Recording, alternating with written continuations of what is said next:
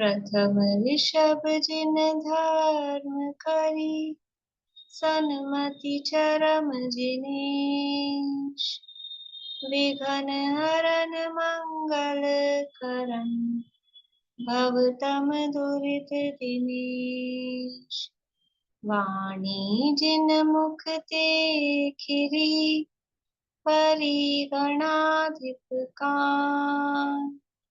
अक्षर पदमय विस्तरी, करहि सकल कल्याण। गुरु गणधर गुणधर सकल, प्रचुर परम्परा। व्रत तप धर तनु नगन तल, बंदो वृष शिरमोर। व्रत तप धर तनु नगन तल, बंदो वृष शिरमोर। त्रिभुवन तिलयं देवं, वन्दे तातिभुवनिन्द परिपोषम्।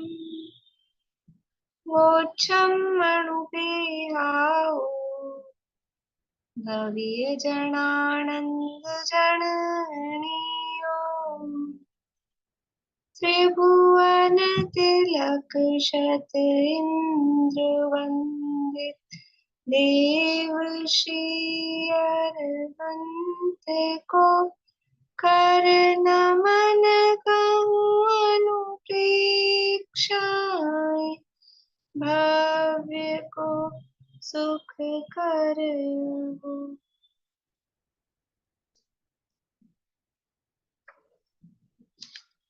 कार्तिकेय अनुप्रेक्षा नामक एक ग्रंथ है। आचार्य कार्तिकेय स्वामी कार्तिकेय द्वारा रचित। इसके अंतर्गत लोकानुप्रेक्षा की चर्चा अपनी चल रही है और यहाँ पर वस्तु के व्यवस्था, वस्तु का स्वरूप किस प्रकार से है, किस तरह से पदार्थों में परिणमन होता है, क्या व्यवस्था है, वो यहाँ बताया गया है। और उसके साथ में अब ये जो सारी व्यवस्था है, जो लोक की व्यवस्था है, उसको जानता कौन है, जानने वाला ज्ञान है, ये यहाँ पर बताया जा रहा है। और वो ज्ञान कैसा है कि वो ज्ञान पूरे लोकालोक को जानता है, लोकालोक को जानता है, फिर भी अपने में रहता है। जो अपने में रहकर और पूरे लोकालोक में पहुंच जाता है, ऐसा वो सर्वगत और असर्वगत रूप ज्ञान है। और सारा लोकालोक उसमें आ जाता है, ज्ञान में आ जाता है, लेकिन फिर भी ज्ञान में कुछ नहीं आता है, ज्ञान में प्रवेश नहीं करता है। ऐसा शून्य और अशून्य रूप उसका स्वरूप है। ये यहाँ ज्ञान का स्वरूप बताया। और फिर वो ज्ञान 5 प्रकार का है, मति, श्रुत, अवधि, मन, परय और केवल ज्ञान। उन ज्ञानों का स्वरूप यहाँ पर हमने देखा था। कल हमने अवधि ज्ञान, मन, परय ज्ञान के भेद वगैरह देखे थे। मति ज्ञान और शुद्ध ज्ञान के भी भेद प्रभेदों की चर्चा तत्वार सूत्र में की है। मति ज्ञान के कितने भेद होते हैं? मति ज्ञान कितने प्रकार का होता है? बोलिए शांति। 336 मति ज्ञान के 336 भेद होते हैं। ख्याल में है कैसे होते हैं? बोलिए अर्चना। मति ज्ञान के सबसे पहले तो 4 भेद होते हैं, अवग्र, इया, अवाय और धारणा। फिर इसमें अवग्र तो इनका पदार्थ 12 प्रकार के जो बताए हैं, बहु, बहुविध, क्षिप्राणि, सुताना, धर्माना, ये जो है इसमें 12 प्रकार के पदार्थ बताए। तो इन 4 को जब हम 12 से गुण करेंगे तो ये 48 तरह का हो जाएगा। मतलब 12 प्रकार का अवग्रह, 12 प्रकार का इया, 12 प्रकार का आवाय और 12 प्रकार का धारणा। तो ये 48 प्रकार का हो गया। तो ये इंद्रिय और मन के निमित्त से होता है। तो 48 को हम फिर 6 से गुणा करेंगे तो फिर 288 भेद बनेंगे। अब यह हुआ अर्थ अवग्रह का। और व्यंजन अवग्रह है वो इन मन और चक्षु से नहीं होता है, वो 4 इंद्रिय से होता है। तो उसके फिर सिर्फ 48 भेद बनेंगे। तो इसलिए 288 और 48 को जोड़ने पर 346 भेद बन जाए। ठीक है, बढ़िया। मति ज्ञान है, सूत्र दिए हैं वहां, तद इंद्रिया इंद्रिय निमित्तम अवग्रह हवाय धारणा बहु भविष्य प्राणितानुद्वाणाम क्षेत्राणाम अर्थस्य व्यंजनस्य अवग्रह न चक्षुरन इंद्रियाभ्याम। यहाँ तक के पूरे सूत्र हैं। उसके आधार पे जो मति ज्ञान है वो इंद्रिय और मन के निमित्त से होता है, तो 5 इंद्रिय और 1 मन 6। और फिर अवग्रह इहा हवाय धारणा 4 प्रकार का होता है। उसमें 12 पदार्थों को जाना जाता है। तो 12 प्रकार के पदार्थों को 5 इंद्रिय और मन 6 से, तो 12 छिंग 72 ये हो गए।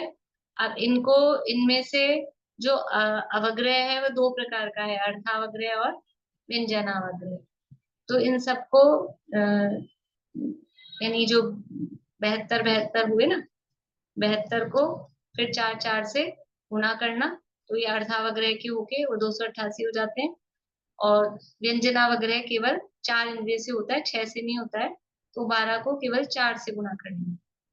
तो 12 को यहाँ 4 से किया 48, और वो 12 को 6 6 6 से किए, है ना। तो 12 छिंग 72 हो गए। और फिर वो अवग्रह इहा अवाय धारणा वो 4 से गुणा किया, तो 288 हो गए। देख लेना आप लोग, अपन अभी डिटेल उसकी नहीं कर रहे हैं, पढ़ा हुआ है, मैं तो केवल याद दिला रही हूँ। और जिनको ख्याल नहीं आ रहा हो तो तत्वार्थ मणि प्रदीप में पहले अध्याय में ही सूत्र नंबर 14 से 14 होना चाहिए, जहां तक है 14 से 19 तक के सूत्र हैं, वहां पूरा चार्ट बना के दिया है, तो वहां आप लोग देख लेना। शुद्ध ज्ञान के कितने भेद होते हैं? शुद्ध ज्ञान के कितने भेद होते हैं? बोलिए नितांती। श्रुत ज्ञान के 2 भेद होते हैं, अंग बाह्य और अंग प्रविष्ट। हाँ, और अंग बाह्य और अंग अंग प्रविष्ट। प्रविष्ट और इसके फिर फिर अंग अंग अंग प्रविष्ट के बाह्य वो के अनेक भेद होते हैं और अंग प्रविष्ट के अनेक प्रविष्ट के 10 भेद होते हैं। 12 12 द्वादश अंग होता है, 12 12 भेद होते भेद हैं। होते श्रुतम मति पूर्वम दैनिक द्वादश भेदम, ये सूत्र है। इस तरह से उनके भेद प्रभेदों की भी चर्चा की है। अब यहाँ देखिए आगे गाथा दी है, 258 नंबर की गाथा है, पेज नंबर 115 पे गाथा पढ़ते हैं अपन।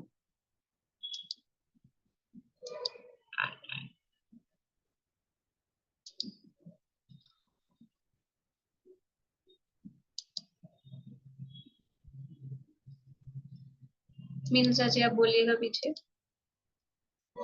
इंद्रियजम मदिनाणम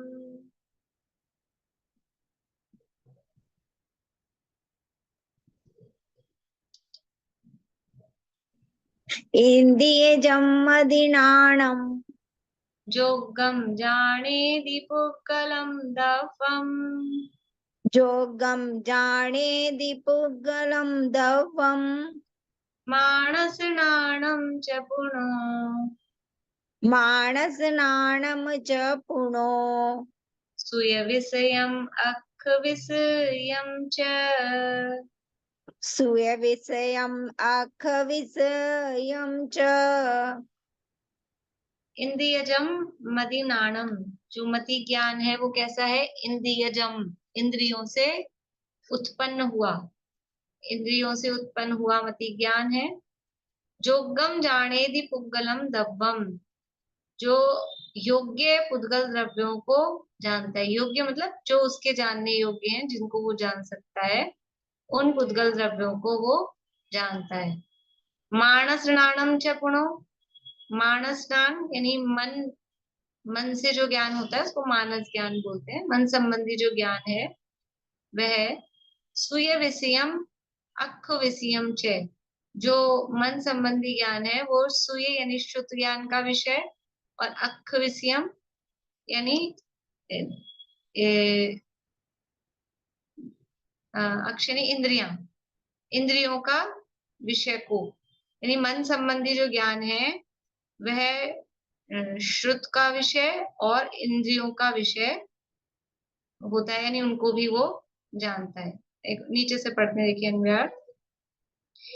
इंद्रिया इंद्रियजम मदिनानम, इंद्रियों से उत्पन्न हुआ मति ज्ञान। जोगम पुद्गल द्रव्यम जाने दी, अपने योग्य विषय जो पुद्गल द्रव्य उसको जानता है। जिस इंद्रिय का जैसा विषय है वैसा ही जानता है। मानस स्नानम च गुणो, और मन संबंधी ज्ञान सूय विषयम अख विषयम च, श्रुत विषय यानी शास्त्र का वचन सुनकर उसके अर्थ को जानता है, और इंद्रियों से जानने योग्य विषय को भी जानता है। यानी मन संबंधी जो ज्ञान है वो श्रुत का भी और इंद्रियों के विषय को भी, शास्त्र को भी जानता है और इंद्रियों से जानने योग्य विषय को भी जानता है। यानी मति ज्ञान है वो इंद्रियों से जो जो जानने में आता है उसको जानता है, और श्रुत ज्ञान है वो मन से और वचन सुनकर और इंद्रियों से अपने अपने योग्य विषय को जानता है। ऐसा यहाँ पर कहा है। इसी में समझ लो वो जो 336 वेद है ना, अपने अपने योग्य विषय को जानता है। तो किस किस को जान सकता है, अब उसकी डिटेल बहुत है, मतलब हम विस्तार करें ना, ये जो 336 भेद कहे हैं, तो कितने पदार्थों को मति ज्ञान जानता है। बहु यानी बहुत सारे, बहुविध बहुत प्रकार के, एक यानी एक पदार्थ को, एक विध यानी एक प्रकार का, बहुविध एक विध में क्या अंतर है कि बहुत सारी गायों को जाना और बहुत प्रकार की गायों को जाना। प्रकार समझ में आता है कि अलग अलग जातियों की, टाइप्स की गाय होती है। ऐसे एक वस्तु को जाना और एक टाइप की, एक ही गाय को जाना और एक टाइप की गाय को, वो एक और एक विध। ऐसे क्षिप्र और अक्षिप्र, क्षिप्र यानी तेजी से कोई वस्तु आई उसको जाना, और एक धीरे धीरे आई अक्षिप्र। एकदम से बिजली चमकी तेजी से, एकदम से कोई गाड़ी निकल गई उसको भी जान लिया। कुछ लोग नहीं जान पाते हैं, कुछ लोग जान पाते हैं, एकदम से कुछ हो जाए। तो ये मति ज्ञान के टाइप है कि हमारा कितना ज्ञान का क्षोभक्षम है। देखो क्षिप्र को जानने वाला क्षोभक्षम विशेष है कि तीव्रता से कोई निकल गया फिर भी उसमें समझ, ऐसे होता है ना, कभी कभी कुछ लिखा, जैसे गुरुदेव के प्रवचन चलते हैं या कुछ भी समझ लो, यूट्यूब पे भी आजकल नीचे लिखे हुए आते रहते हैं, तो वो फटाफट फटाफट चलते हैं, मान लीजिए। तो कुछ लोग नहीं पढ़ पाते हैं, कितनी जल्दी आके निकल गया, हम तो पढ़ ही नहीं पाए। कुछ लोग फटाफट पढ़ लेते हैं। तो ये क्या है, ये अलग अलग मति ज्ञान की क्षोभक्षम की योग्यता है। ये ऐसा है, अपने अपने योग्य विषय को जो कहा है ना, इसमें ऐसी ऐसी योग्यताएं। निस्रत अनिस्रत, कुछ है कि निस्रत यानी कुछ निकला हुआ है, जरा सी चीज निकली भी है उसको देखकर ही पूरे का ज्ञान हो जाए, किसी को थोड़ा सा देख के ही पूरा कैसा है, और किसी को इतने से नहीं होता, पूरा देखे तभी समझ में आए, ऐसा। तो वो निस्रत और अनिस्रत। ध्रुव और अध्रुव, कि कोई तो स्थिर जो टिकी रहे उसको जान पाए, कुछ है वो अध्रुव को भी जान पाए जो टिकी भी नहीं है। समझ लीजिए जैसे घड़ी का पेंडुलम हिलता रहता है, हिलता रहता है, तो इस तरह से। तो ये इस तरह से ये जो पदार्थ है, अलग अलग टाइप के पदार्थों को फिर किस इंद्रिय से जान रहा है। उक्त और अनुक्त, उक्त और अनुक्त ज्ञान ऐसा होता है कैसा ज्ञान होता है वो, उक्त ज्ञान और अनुक्त ज्ञान, कि देखो जीभ से चख के हलवे का मीठा जाना, तो ये तो क्या है, ये तो उक्त है। जीभ जीभ का काम ही यही है ना, चख के बताना, रस को चख के बताना मीठा है कि नहीं है, ऐसा। लेकिन हमने चखा नहीं और बिना चखे ही हम बता देते इसमें मीठा कम है, आज तो मीठा तेज हो गया। आंख से देख के हमने जीभ का काम आंख से किया। ये भी ये मति ज्ञान का काम है, स्पेशल काम है ये, विशेष। एक इंद्रिय, जिस इंद्रिय का काम था बिना उस इंद्रिय के हमने उसका बताया स्वाद। तो ये भी मति ज्ञान का, यद्यपि स्वाद आया नहीं है लेकिन हमको कुछ ना कुछ उसके कभी सुगंध से उसकी गंध देखकर, कभी उसका रंग देखकर, कभी उसका स्पर्श देखकर, अलग अलग टाइप से अलग अलग चीजों को हम पहचान पाते हैं। ये तो किचन में काम करने में अपने को आइडिया रहता है कि कैसा क्या है, और खाने वाले देख के बताते हैं, बोले देखने में इतनी अच्छी लग रही है, वो बनी होगी अच्छी चीज, ऐसा होता है। वो तो चलो एक कहने की बात है, लेकिन ये तो प्रैक्टिकल है ना, हम कि वो हलवे का रंग देखकर हम उसके मिठास का बता देते हैं कि कैसा क्या है। बहुत सारी चीजों में इस तरह का अनुक्त ज्ञान काम करता है हमारा, बहुत सारी चीजों में। जरा मतलब यानी अनुक्त का मतलब क्या है कि एक्चुअल में वो विषय किसी दूसरी इंद्रिय का था, लेकिन हम किसी दूसरी इंद्रिय से उसको पकड़ लेते हैं, समझ पाते हैं, ये अनुक्त ज्ञान। तो ये अलग अलग, सबकी अलग अलग योग्यता होती है। कुछ लोग बता पाते हैं, जो पुराने लोग हैं वो इसी तरह से, कुछ चखते थोड़ी ना थे, पहले तो नियम से खाते पीते थे, बार बार में कोई चखने का काम थोड़ी ना था। अब तो यहाँ जरा सा बनाओ, पहले चखो पहले चखो, बार बार में कोई मुंह झूठा थोड़ी ना करते थे। अभी भी जो संयम मतलब व्रती हैं, अब वही तो आहार देंगे मुनराजों को, तो वो अब बनाएंगे तो मुनराज से पहले तो खुद तो कहाँ करेंगे, और खुद भी नियम से खाएंगे तो चखते रहेंगे क्या? इन चीजें परफेक्ट बनती है, क्योंकि वो देख के, कहीं सूंघ कर, कहीं देख कर ऐसा समझ में आता है कि इसमें क्या कम ज्यादा है, ऐसा दिखता है। तो ये जो कहा ना, अपने अपने योग्य विषय जो पुद्गल द्रव्य है उसको जानता है, जिस इंद्रिय का जैसा विषय है। ये सब मति ज्ञान की क्वालिटीज है। इसमें कोई रिद्धि प्रकट हो गई, कोई विशेष ऐसा हो गया, ऐसा कोई जादू है, ऐसा नहीं है। बस ये ज्ञान के शोभशम का फर्क है। किसी को विशेष शोभशम है, इस तरह से जान लेते हैं। किसी को अल्प शोभशम होता है तो वो नहीं जान पाता, वो पूरा खा के ही स्वाद नहीं आ पाए, किसी किसी को तो पूरा खा ले और फिर बोले एक गिलास और दो तब समझ में आएगा, अभी समझ ही नहीं आया, ऐसा भी हो जाए। तो और कुछ लोग तो नहीं बता पाते हैं, हमको तो दे दो जैसा भी खा लेंगे, हमको न पता लगेगा नमक कम है कि ज्यादा है कि क्या है, ऐसा भी होता है। तो वो अरुचि वाली बात भी होती है, वो भी बात है, और कहीं कहीं शोभशम की भी उसमें कमी होती है। अरुचि वाली बात में ऐसा नहीं कि शोभशम नहीं है, लेकिन उनको अरुचि है तो वो ध्यान ही नहीं देंगे कम है कि ज्यादा है कि कैसा है, बस ऐसी वाली बात है। तो अपने अपने योग्य विषय को वो जानता है। और इसी तरह से जो शुद्ध ज्ञान है वो भी मन से हो रहा है, तो वो भी अपने अपने योग्य विषय को कैसा कैसा उसको जानना है। अभी थोड़ा सा अपन मोक्षा प्रकाशक में से मैं पढ़ के बताती हूँ, एक गाथा और अपन पढ़ लेते हैं किस तरह से इनकी प्रवृत्ति होती है। देखिए अब गाथा है 259। अब इंद्रिय ज्ञान के उपयोग की प्रवृत्ति अनुक्रम से है, ऐसा कहते हैं कि इंद्रिय ज्ञान जो वर्क करता है, जो काम करता है, तो वो कैसे करता है, एक क्रम से करता है, एक साथ वो पूरा इंद्रिय ज्ञान काम नहीं करता है। बोलिएगा सुमन जी।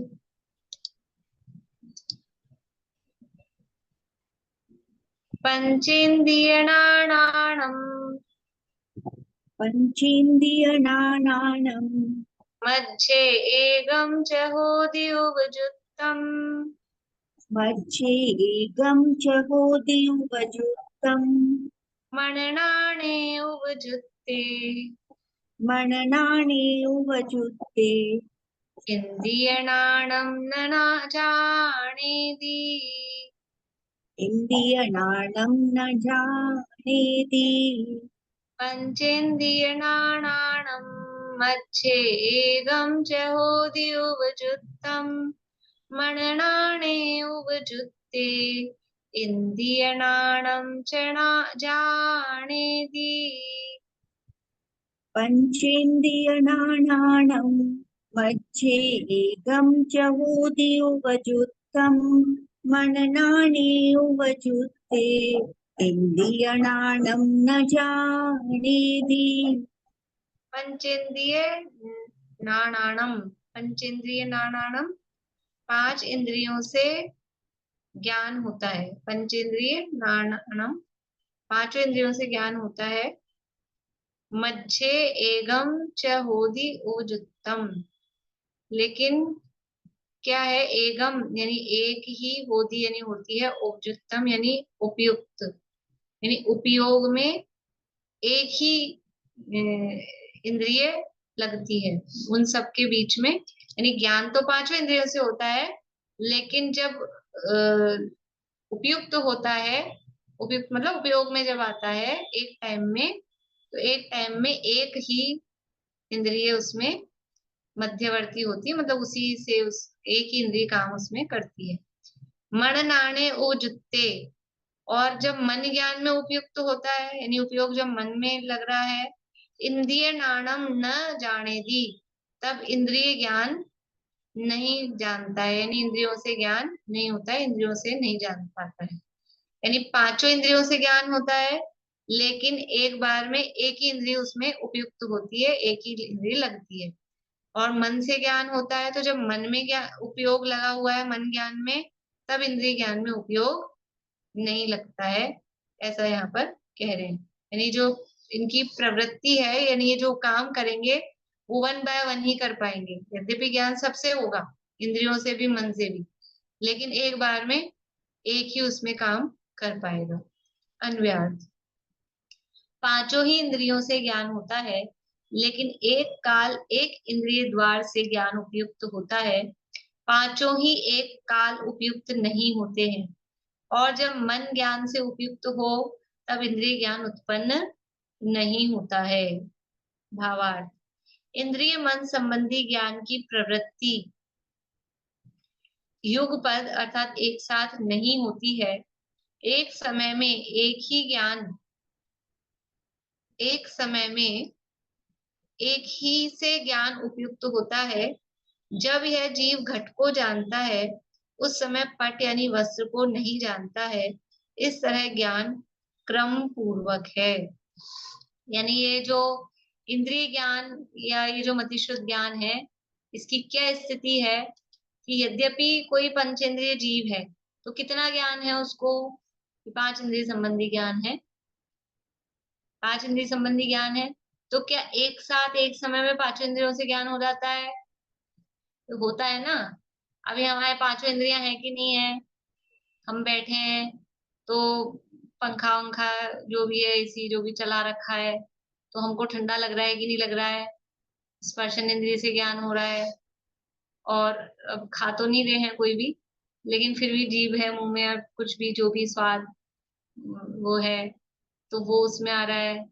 जो भी कमरे में जैसी भी सुगंध दुर्गंध जो भी है, वो नाक से समझ में आ रही है, और चक्षु से हम देख पा रहे हैं, कान से हम, ये 2 काम तो चल रहे हैं ना। आप मुझे देख भी रहे हो और सुन भी रहे हो, कर रहे हो कि नहीं कर रहे हो? नहीं देख रहे, नहीं सुन रहे। जिनकी वीडियो बंद है, मैं भले ही नहीं देख पा रही, वो तो देख रहे हैं मुझे, सुन तो रहे हैं। और हम तो इतने सारे नहीं, हम तो अब ये चला के और फिर किचन विचन में भी काम करते रहते, तो हमारे तो और भी काम चलते रहते हैं, सुनना भी देखना भी और भी काम, ये भी सब चलते हैं। तो ये होते हैं कि नहीं होते एक साथ एक इतने सारे काम? तो कह रहे हैं कि नहीं, एक समय, समय बारीक है, समय सूक्ष्म है, हम समय को नहीं पकड़ पाते हैं। हमको लग रहा है कि हम एक साथ इतने काम कर रहे हैं, लेकिन आप समझो कि हम थोड़ा सा विचार करें ना अभी इसी विचार में, कि जिस समय मैं देख रही हूँ उस समय मैं सुन नहीं रही, जिस समय मैं सुन रही हूँ उस समय मैं देख नहीं रही। लेकिन समय इतना सूक्ष्म है और ये काम इतना फास्ट होता है कि हम उसको कनेक्ट कर पाते हैं, हम जोड़ लेते हैं। हमने देखा और इधर से शब्द निकले, तो वो देखने का काम हुआ, और शब्द सुना और अगला शब्द आया, तब तक हम उसको जोड़ पाते हैं।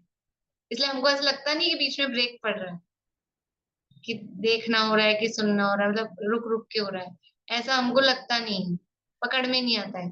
लेकिन ये काम एक साथ नहीं होता है, एक बार में एक ही। मन काम कर रहा है कि नहीं कर रहा है अपना?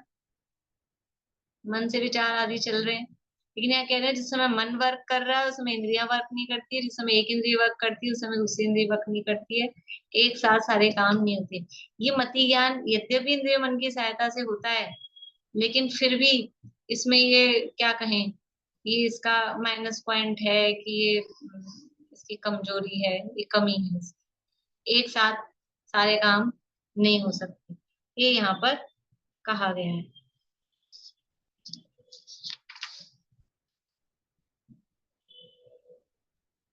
देखिए, ये मोक्षम प्रकाशक में दूसरे अधिकार में थोड़ा सा दिया है। बहुत लोगों ने पढ़ा भी होगा, लेकिन कुछ लोगों ने नहीं पढ़ा होगा, तो जिन्होंने नहीं पढ़ा तो उनको थोड़ा सा यहाँ का ख्याल में आए किस तरह से, बहुत सरल भाषा में पंडित साहब जी ने, थोड़ामल जी साहब ने यहाँ दिया है। देखिए, मति ज्ञान की पराधीन प्रवृत्ति, किस तरह से मति ज्ञान काम करता है। वहां प्रथम तो मति ज्ञान है, वह शरीर के अंगभूत जो जीव, नासिका, नयन, कान, स्पर्शन, ये द्रव्य इंद्रियां, और हृदय स्थान में 8 पंखुड़ी के फूले कमल के आकार का द्रव्य मन, इनकी सहायता से जानता है। जो मति ज्ञान है अनादि से सभी संसारी जीवों को है, तो कैसे जानता है कि जो जितने इंद्रिय जीव है उतनी तो उसकी इंद्रियां, मन है अगर संगी है तो मन की सहायता से जानता है। अभी देखिए उदाहरण दिया है कितना, ये उदाहरण चलेगा मतलब आगे तक, और बहुत सटीक उदाहरण है। और मूल में जो ये प्रकरण दिया है ये प्रवचन सार में कुंदकुंदाचार्य ने दिया। प्रवचन सार में ज्ञानाधिकार और सुखाधिकार ये अधिकार दिए हैं शुरू में ही, मतलब 40 से 60 तक की गाथाओं के बीच में। वहां ये मूल गाथाओं में ये प्रकरण दिया है, उसको इन्होंने सरल भाषा में यहाँ लिखा है। जैसे जिसकी दृष्टि मंद हो, जिसकी दृष्टि आंखें कमजोर हो, वह अपने नेत्र द्वारा ही देखता है। अब लेकिन चश्मा लगाने पर ही देखता है, बिना चश्मे के नहीं देख सकता है। अभी हम बहुत सारे लोगों के चश्मा लगे हुए हैं, तो ये चश्मे से देख रहे हैं आप लोग, सुमन जी, ललतेश जी, सरोज भाभी, चश्मे से देख रहे हैं कि देख तो आंख से ही रहे हैं, लेकिन आंखें थोड़ी वीक है। आंखें वीक है तो चश्मा लगाने पर देख पाते हैं, बिना चश्मे के नहीं देख पाते। लेकिन चश्मे से ही दिखता हो, आंखों में कुछ नहीं हो, दम, और फिर चश्मा लगाओ, अरे दम नहीं, कम पावर का लगा दो ना तो ही ना दिखे, ज्यादा पावर का लगा दो तो ना दिखे। तो जिसकी दृष्टि मंद है वह देखता तो अपने नेत्र द्वारा है, लेकिन चश्मा लगाने पर देखता है, बिना चश्मे के नहीं देख सकता। उसी प्रकार अभी उदाहरण दिया, अभी सिद्धांत, उसी प्रकार आत्मा का ज्ञान मंद है, कमजोर है। आत्मा में ज्ञान तो है, जैसे आंखों में रोशनी तो है, लेकिन कैसी है, मंद है, डिम है, कमजोर है। आत्मा का ज्ञान मंद है, वह अपने ज्ञान से ही जानता है। जो भी जान रहा है वो अपने ज्ञान से ही जान रहा है। जैसे आंखें देख पा रही है चश्मा लगाकर भी, लेकिन अपनी जितनी रोशनी है उसमें, उसके माध्यम से ही देख पा रही है, वैसे ही वह अपने ज्ञान से ही जानता है। परंतु द्रव्य इंद्रिय तथा मन का संबंध होने पर ही जानता है। जान रहा है आत्मा, जान रहा है अपने ज्ञान से, लेकिन वो ज्ञान कमजोर है तो अकेला नहीं जान पाता है, अकेले उस ज्ञान से। तो द्रव्य इंद्रिय और मन का उसमें चश्मा लगता है, तब वो जान पाता है। जैसे हम अपनी आंखों से ही देख पाते हैं, लेकिन आईज वीक है तो चश्मा लगाकर देख पाते हैं, वैसे ही वो ज्ञान है, पर वो ज्ञान वीक है, मति ज्ञान है ना, वो वीक है, तो उसको इंद्रिय और मन का चश्मा चाहिए। बिना इंद्रिय और मन के नहीं जान पाता है। आंख बंद कर दो फिर देखो, नहीं दिख पाएगा, तो वो चाहिए साथ में। संबंध होने पर ही जानता है, उनके बिना नहीं जान सकता। ये एक बात हो गई। अब दूसरी बात, तथा जिस प्रकार नेत्र तो जैसे के तैसे हैं, परंतु चश्मे में कुछ दोष हुआ हो तो नहीं देख सकता, अथवा थोड़ा दिखता है या और का और दिखता है। अब क्या है कि आंख तो अपनी वही है जो थी वैसी है, चश्मा लगा के अपन देखते हैं, लेकिन चश्मे में कभी कभी क्या होता है, चश्मा धुंधला गंदा हो जाता है, साफ नहीं किया, उसमें कुछ भाप आ गई, धुंधला हो गया, तो फिर क्या होता है, फिर प्रॉब्लम हो जाती है, नहीं दिख पाता, बराबर क्लियर नहीं दिखता है। अरे ये अपना इसका कैमरा धुंधला हो जाए मोबाइल का, इसका, तो वो क्लियर नहीं आती पिक्चर सही। तो ऐसे ही ये जान तो आंख से ही देख रहा है, लेकिन चश्मे में दोष हुआ तो कई बार तो देख ही नहीं पाता, कभी थोड़ा दिख रहा है, कम दिख रहा है, ऐसा भी हो जाता है ना। नंबर का समझ लो, नंबर उल्टा पुल्टा हो गया। तो उसी प्रकार अपना क्षयोपशम तो जैसा का तैसा है, जितना क्षयोपशम था उतना ही है, जैसे आंख जितनी थी, जो जो पावर उसमें चल रहा था उतना ही है, वैसे ही उसी प्रकार अपना क्षयोपशम तो जैसा का तैसा है, परंतु द्रव्येंद्रिय तथा मन के परमाणु अन्यथा परिणमित हुए हों तो नहीं जान सकता, अथवा थोड़ा जानता है, अथवा और का और जानता है। कि ये हमारी ऐसा होता है ना कभी कभी, कि आत्मा तो ज्ञान से जानता है और ज्ञान अपने में है ही, क्षयोपशम है ही, पंचेंद्रिय हम है। फिर क्या होता है कई बार कि आंख में हम भुट्टा सेक रहे थे और वो उछलता है ना, भुट्टा सेकते सेकते फट फट होता है, तो वो उछल के ही आंख पे आगे चिपक गया, लग गया। अब क्या होगा, नहीं दिखेगा। तो ये आंख में कुछ गड़बड़ हो गई, कुछ भी दिक्कत हो गई, उपकरण कुछ भी खराब हुआ, आई फ्लू हो गया, कुछ भी होता है ना, तो अगर ऐसा कुछ हो गया तो नहीं जान पाएगा, थोड़ा जान पाएगा। कभी कभी ऐसा होता है एक के दो दिखते हैं, कुछ का कुछ दिखता है, तो आंखों में, नेत्र में समस्या हो जाए। तो ऐसे शोभशम तो है, लेकिन फिर भी ये उपकरण, ये साधन भी चाहिए, नहीं तो गड़बड़ होती है, नहीं जान पाता है। उसी प्रकार अपना शोभशम और अपना शोभशम तो जैसा का तैसा है, परंतु द्रव्येंद्रिय तथा मन के परमाणु अन्यथा परिणमित हुए हों तो नहीं जान सकता, अथवा थोड़ा जानता है, अथवा और का और जानता है। क्योंकि क्योंकि द्रव्येंद्रिय तथा मन रूप परमाणुओं के परिणमन को और मति ज्ञान को निमित्त नैमित्तिक संबंध है। मतलब जैसा इंद्रियों का परिणमन होता है उस हिसाब से ज्ञान की योग्यता होती है, निमित्त नैमित्तिक संबंध है। कि अगर आंख में गड़बड़ होगी तो नहीं जान पाएगा, जीभ का स्वाद खराब हो गया, बुखार उखार हो गया, तो अच्छे से अच्छा गुलाब जामुन रसमलाई कुछ भी खिलाओ, वो स्वाद ही नहीं आएगा, कड़वा कड़वा लगता है बुखार हो जाए तो ये ऐसा निमित्त नैमित्तिक संबंध है कि ये जो परमाणु हैं इनका परिणमन और अपने ज्ञान का परिणमन, उसकी योग्यता किस प्रकार से हो, इसलिए उनके परिणमन के अनुसार ज्ञान का परिणमन होता है। उसका उदाहरण,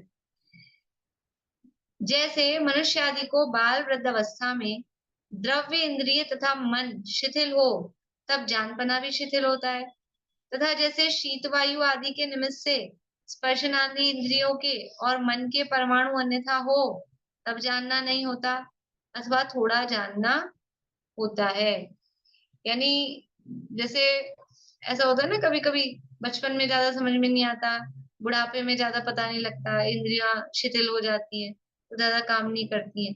तो ऐसा उनका निमित्त नैमित्तिक संबंध इंद्रियों और समझ लो जो ज्ञान का है, इस तरह का निमित्त नैमित्तिक संबंध रहता है। तो ये अपने अपने योग्य विषयों को जानता है। ये मतलब मति ज्ञान जो है, ज्यादा जो हम ज्ञान कर रहे हैं इंद्रियों मन की सहायता से कर रहे हैं, मति ज्ञान है। तो ये मति ज्ञान कैसे कैसे जान पाता है कि इतनी इसकी पराधीनता है मति ज्ञान की।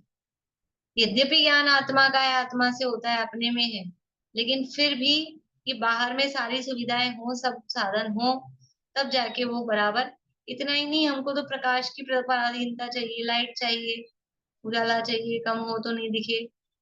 ऐसा होता है, अच्छे से लाइट हो तो बिना चश्मे के भी दिख जाए, लाइट डिम हो तो चश्मा लगाना पड़ता है। ऐसा भी हो जाता है कितनी बार, जब मतलब बहुत ज्यादा वीक नहीं होती ना आंखें, ऐसा होता है, अच्छे उजाले में दिख जाता है, कम उजाला हो तो नहीं दिखता है। तो ये सब भी बाहर की पराधीनताएं होती हैं। देखिए और थोड़ा सा है, पढ़ के बताती हूँ।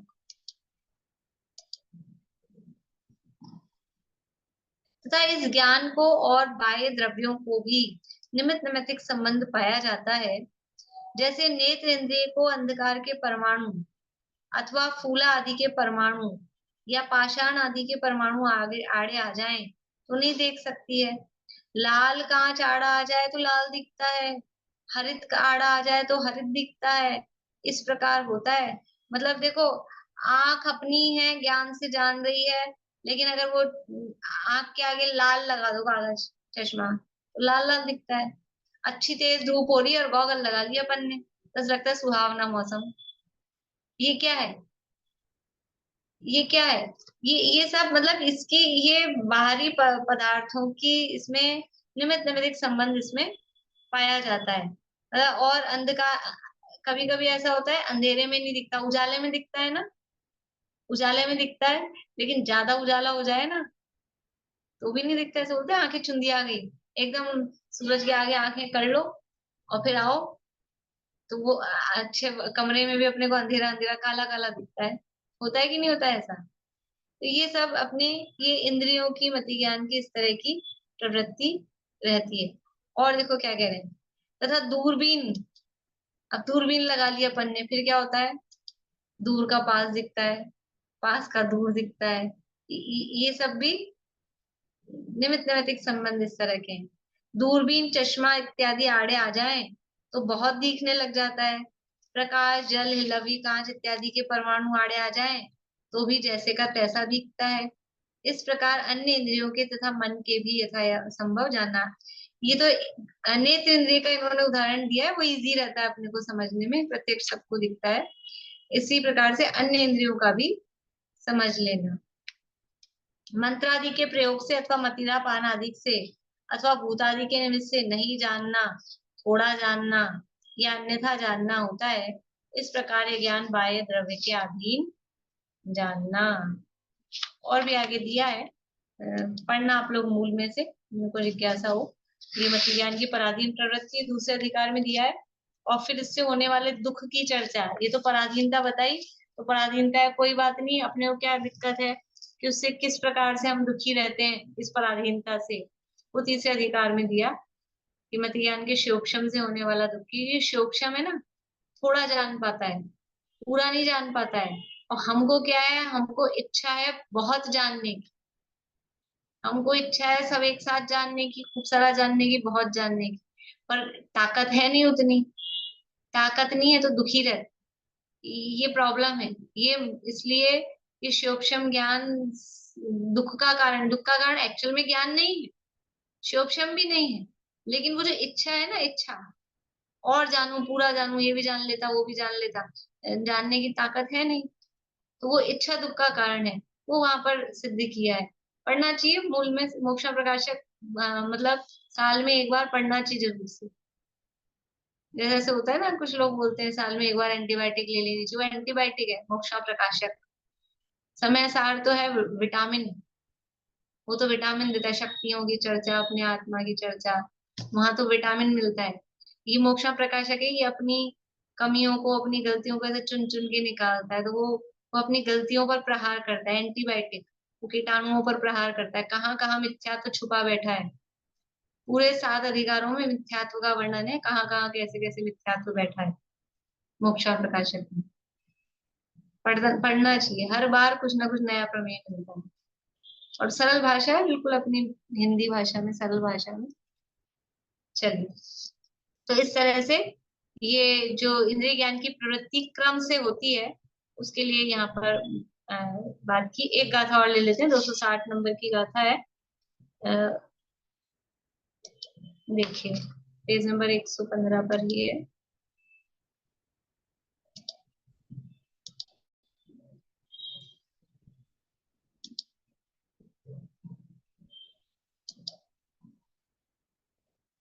हाँ, आशा आंटी पढ़िएगा पीछे।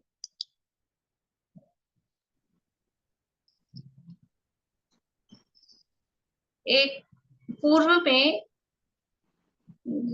यहाँ से पढ़ती हूँ मैं। ऊपर इंद्रिय मन संबंधी ज्ञान की क्रम से प्रवृत्ति कही है।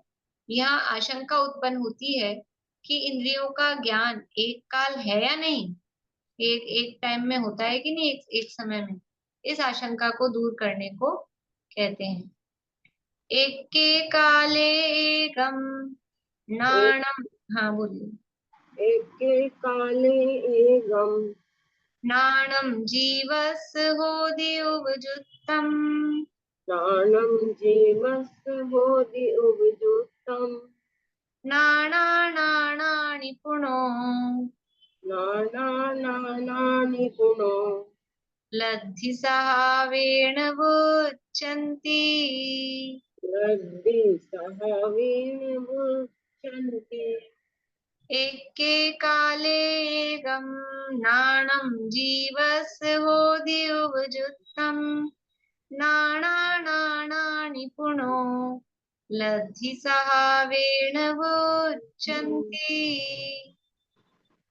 एके काले एकं नानं जीवस्य बोधि उपजुक्तं नानानानि पुनो लब्धि सहावेन मुच्यन्ते एक के काले एगम, एक के काले यानी एक काल में एक ही ज्ञान, एगम नाणम एक काल में एक ज्ञान, जीवस यानी जीव के, होदी होता है, ओजुत्तम यानी उपयुक्त, यानी जीव के एक काल में एक ही ज्ञान उपयुक्त होता है। उपयुक्त मतलब उपयोग में होता है।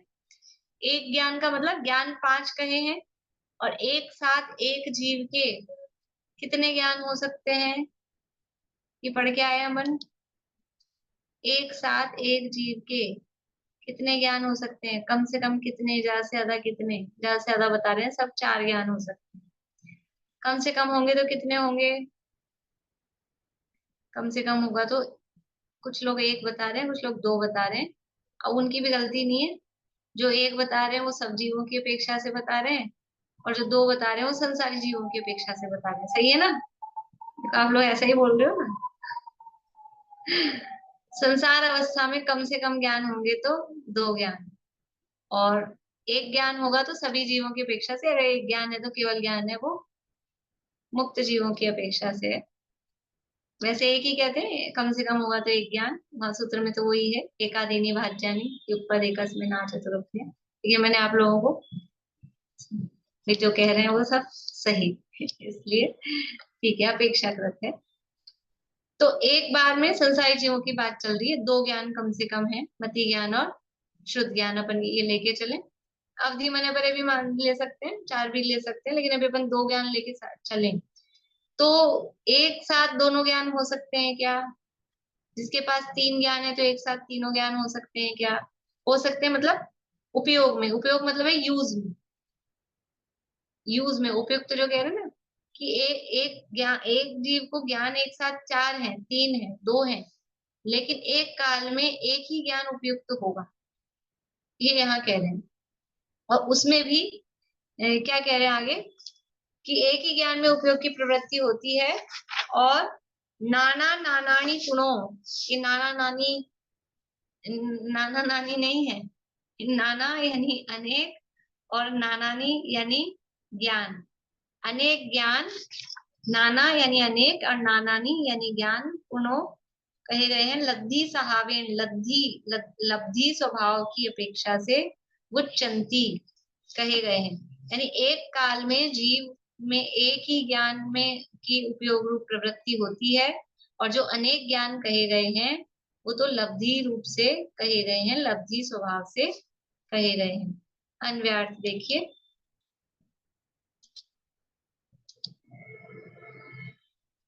जीव के एक काल में एक ही ज्ञान उपयुक्त यानी उपयोग की प्रवृत्ति होता है, और लब्धि स्वभाव से एक काल में अनेक ज्ञान कहे गए हैं। भावार्थ, भावेंद्रिय 2 प्रकार की कही गई है, लब्धि रूप और उपयोग रूप। ज्ञानावरण कर्म के सूक्ष्म से आत्मा के जानने की शक्ति होती है, सो लब्धि कहलाती है। वह तो 5 इंद्रिय और मन द्वारा जानने की शक्ति एक काल ही रहती है, और उनकी व्यक्ति रूप उपयोग की प्रवृत्ति ज्ञेय से उपयुक्त होती है, तब एक काल एक ही से होती है। ऐसी ही सूक्ष्म की योग्यता। ये सारी चीजें उस योग्यता को बताने के लिए दोनों तीनों गाथाएं चल रही है। कि जो ज्ञान है, देखो ज्ञान है, सूक्ष्म ज्ञान है, वो 2 प्रकार का होता है, जिसको हमने इंद्रियों के प्रकरण में, द्रवेंद्रिय भावेंद्रिय वाले प्रकरण में भावेंद्रिय के रूप में पढ़ा है। तो जो सूक्ष्म ज्ञान है वो 2 प्रकार से होता है, एक लब्धि रूप और एक उपयोग रूप। सूक्ष्म ज्ञान 2 प्रकार का होता है। वहां इंद्रियों के प्रकरण में इसी को हम भावेंद्रिया कहते हैं। भावेंद्रिया 2 प्रकार की, लब्धि और उपयोग। भावेंद्रिय का मतलब भी सूक्ष्म ज्ञान ही है। तो सूक्ष्म ज्ञान 2 प्रकार का है, एक लब्धि रूप और एक उपयोग रूप। लब्धि का मतलब क्या है? लब्धि का मतलब भी है वर्तमान की शक्ति। लब्धि मतलब शक्ति, लेकिन एक तो होती है त्रैकालिक शक्ति। त्रैकालिक शक्ति क्या है ज्ञान की? कि केवल ज्ञान रूप रहे, वो तो है त्रैकालिक शक्ति। सर्वज्ञत्व शक्ति, वो है त्रैकालिक शक्ति। और ये है वर्तमान की शक्ति। लब्धि जो कही है कि वर्तमान में हम मनुष्य पर्याय में है, तो हमारे पास कितनी शक्ति है कि हम 5 इंद्रियों और मन से जान सके, ये हमारी लब्धि की शक्ति। कोई 3 इंद्रिय चीटी है तो उसकी कितनी लब्धि है कि 3 इंद्रिय से वो जान सके, ये उसकी लब्धि। ठीक है, जो यानी वर्तमान की जो शक्ति है उसको कह रहे हैं लब्धि। अलग अलग तरह से होती है, जैसे ये इसके लिए भी मोक्षम प्रकाशित में उदाहरण दिया है। जैसे कि किसी को एक दिन में 10 गांवों में जाने की शक्ति है, कि एक दिन में वो 10 गांवों में जा सकता है चल के गाड़ी से, कैसे भी 10 गांवों को एक दिन में कवर कर सकता है। ये तो हो गई समझ लो त्रैकालिक शक्ति। लेकिन किसी ने उसको रोका और कहा कि तुम आज में 5 जगह ही जाना। अब ये हो गई उसकी तात्कालिक शक्ति, कि आज की कही ना, कि वैसे तुम 10 में जा सकते हो, ये तुम्हारी है, लेकिन आज तुमको 5 में ही जाना है। ये हो गई तात्कालिक। ये 5 में भी एक साथ जाएगा क्या? एक बार में एक ही में जाएगा? 5 जगह जाना है तो एक साथ 5 जगह पहुंच जाएगा कि एक आदमी? एक बार में एक ही जगह जाएगा ना। तो ये हो गया उपयोग। समझ में आ रहा है? जैसे हमारे पास में बैंक में करोड़ रुपया है, तो ये तो हो गई हमारी त्रैकालिक शक्ति, करोड़ रुपया बैंक में है। लेकिन अभी आजकल का जो थोड़ा पुराना जमाना समझ लेना, 10-20 साल पुराना, तो कैश से ही काम होता था, है ना? वो वाली मनी नहीं चलेगी, फोन वाली। तो अब हम जेब में बाजार गए, मार्केट गए, हम जेब में कितने रुपए लेके गए? जेब में हम उसमें से 10,000 रुपए लेके गए, तो 10,000 रुपए हो गई हमारी लब्धि। ठीक है। और फिर भी हमने एक दुकान में जाकर हमने 2,000 का सामान खरीदा, तो ये हो गया हमारा उपयोग। ठीक है।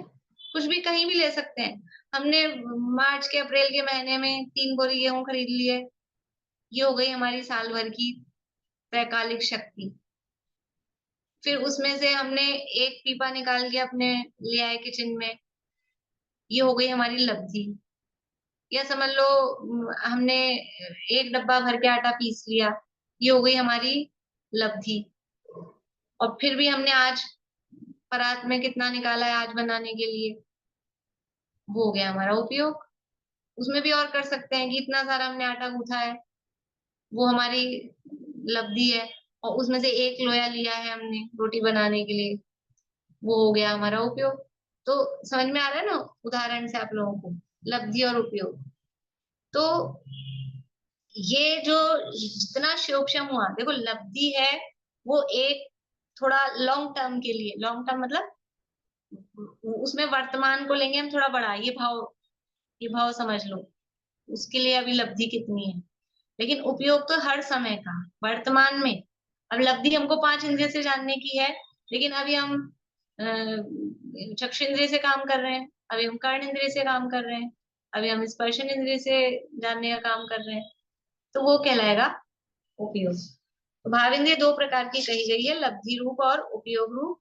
ज्ञानावरण कर्म के क्षयोपशम से जो जानने की शक्ति हो रही है, ज्ञानावरण कर्म के क्षयोपशम से जितना क्षयोपशम है वो जानने की शक्ति। मैंने शुरू में जो शब्द कहे थे, एक है त्रैकालिक शक्ति, एक है ये तात्कालिक क्षयोपशम जनित शक्ति। लब्धि का मतलब भी शक्ति है, लेकिन ये शक्ति त्रैकालिक शक्ति नहीं है, ये क्षयोपशम जनित शक्ति है। तो जानने की जो शक्ति होती है वो लब्धि कहलाती है। देखो जो लब्धि और उपयोग है, ये दोनों, लब्धि और उपयोग दोनों वर्तमान ज्ञान की पर्याय है। मतलब ऐसा नहीं है कि लब्धि भी वर्तमान में है, लब्धि अभी है कि नहीं है, अभी है कि नहीं वो शक्ति कि हम 5 इंद्रिय से जान सके, वर्तमान ज्ञान की पर्याय है। सूक्ष्म ज्ञान है ना वर्तमान में, भाव इंद्रिय है जिसे कह रहे हैं, वर्तमान ज्ञान की। लेकिन फिर भी उसमें से उपयोग, जैसे हमारे जेब में अभी 10,000 रुपए वर्तमान में है, बाजार गए 10,000 रुपए लेके, तो वर्तमान में है, ऐसा नहीं बैंक में पड़े हम निकालेंगे, उसके लिए प्रोसेस करनी पड़ेगी, वो नहीं है, है वर्तमान में। लेकिन फिर भी जेब में से निकाल के भी हमने 2,000 यूज में लिए, वो उपयोग।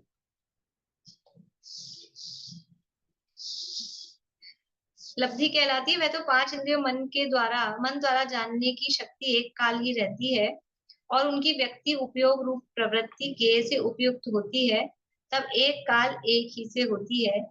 ऐसी ही शिवोपशम की ये योग्यता है। ये शिवोपशम ज्ञान की कमजोरी, योग्यता कह रहे हैं, लेकिन ये योग्यता वास्तव में ये कमजोरी है, और इसके कारण हम दुखी रहते हैं। आज आप लोग पढ़ना जरूर मोक्षम प्रकाशक में से, ये मैं पेज नंबर बताती हूँ आपको, मतलब किस प्रकार से सूक्ष्म ज्ञान से हमको दुख होता है। तीसरे अधिकार में ज्ञानावरण और दर्शनावरण के सूक्ष्म से होने वाला दुख और उससे निवृत्ति, पेज नंबर 46 है। 46, 47, 48, 49, 50 तक, आधा है 50 का, ये 4 पेज है। पढ़ना आप लोग, समझ में आएगा पढ़ने से। पर किस तरह से हम दुखी रहते हैं, मतलब बिल्कुल ऐसा लगेगा कि अपने को खोल के रख दिया, मोक्ष प्रकाशक में एक एक प्रकरण ऐसा है कि हमको ही देख रहे थे क्या पंडित जी साहब, ये कि मुझे देख देख के लिखा है क्या पूरा, ऐसा लगेगा। तो ये पढ़ना कि किस प्रकार से इस, ये जो योग्यता कह रहे हैं, लेकिन योग्यता का मतलब है ये जो कमजोरी है इसके कारण हम कैसे दुखी रहते हैं, और अकेला उन्होंने दुख नहीं बताया है, उस दुख से निवृत्ति कैसे हो, उस दुख से छूटे कैसे, वो उपाय भी उसमें दिया है। हम क्या विचार करें, किस तरह का विचार करें, तो वो वहां से जरूर आप पढ़िएगा। अब यहाँ वापस थोड़ा प्रकरण उस तरह का वही वाला आ रहा है। अभी तो ज्ञानों की चर्चा चल रही थी तो अपने को थोड़ा वो चल रहा था। अभी नए वो का और ये प्रकरण आएगा और एक दो गाथा है बीच में, तो वो अपन कल है ना, अभी बुधवार, फर्स्ट ट्यूसडे, कल करेंगे प्लीज। अभी बोलिए आशा। वैक्रिक शरीरों में मति ज्ञान शुद्ध ज्ञान की व्यवस्था अलग होती है। वैक्रिक शरीर में मति ज्ञान शुद्ध ज्ञान का ये ऐसे पराधीनता टाइप अलग तरह का होता है। नहीं नहीं, उससे शरीर की क्या, शरीर की कोई बात नहीं है, वो तो अभी वो ऐसे जैसे वो महात्म महामातम प्रभा भूमिया पड़ी तो उनको कैसे दिखता है? फिर से बोलिए, समझ नहीं आ रही आपकी आवाज। अभी जैसे वो नरक में महात्म भूमिया वगैरह पड़ी, महात्म प्रभा वगैरह, तो वहां उजाला तो है ही नहीं, तो उनको कैसे दिखता है? अवधि ज्ञान से। नहीं नहीं, अवधि ज्ञान अवधि ज्ञान तो बहुत कम कम होता है, वो उस अंधेरे में ही थोड़ा बहुत जो भी देखने की उनकी होती है, उस क्यों? अंधेरे उनको तो मारना काटना बहुत अच्छे से देखते हो तो। हाँ तो वो उसी में उनको मतलब दिखता तो है ही थोड़ा बहुत जो भी है, लेकिन अपने को भी ऐसे नहीं होता लाइट चली गई हो, लाइट चल जाती है ना रात को, आपने तो तो भी अंधेरा हो थोड़ी गया। देर बाद अपने को थोड़ा हो जाता है कि थोड़ा बहुत जो भी है, तो कुछ तो है, लेकिन अंधकार रूप ही इस तरह का है कि उसी में उनको, अब खैर वहां वो वाली स्थिति तो नहीं है, वरना से बिल्ली है उल्लू है उनको तो अंधेरे में भी दिखता है, उनकी शोभन इस तरह का है। हाँ, तो वो वो ऐसे। नारकियों को भी कुछ इस तरह का रहता है कि उस अंधेरे में भी उनको दिखता तो है। हाँ, तो वो वैक्रिक शरीर में कुछ होता होगा ना विशेषता ऐसे। वो शरीर की विशेषता कहोगी, वो उनका शिवक्षम की विशेषता कह लो, जो भी है। अभी यहाँ पर भी मैं कह रही हूँ ना, बिल्ली को उल्लू को तो अंधेरे में ही दिखता है, बिल्ली को दोनों में दिखता है, अंधेरे में भी उजाले में भी, तो वो अपने अपने हिसाब का शिवक्षम है, उस हिसाब। चलिए जिनवाड़ा स्थिति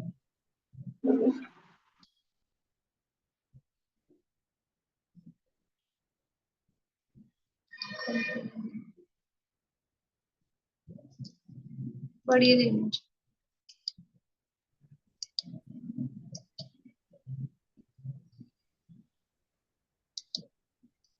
अभ्यास हो तत्व का ही निरंतर, संशय विपर्य अरे दूर भागे। जिनागम पढ़े और पढ़ावे सभी को, सदा ज्ञान दीपक सुजलता हो आगे। जिन आज्ञा हो शीस पर नित हमारे, समाधान हो ज्ञान में सुखकारी। गुरुवर का गौरव सदा हो हृदय में, बसे ज्ञान धारा सुआनंदकारी। वस्तु स्वभावमयी वस्तु स्वभावमयी धर्म सुखमय, प्रकाशे जगत में अनेकांत सम्यक। ऊंचा रहे ध्वज सदा साधवादी, निर्दोष सद्ज्ञान जयवंत भरते।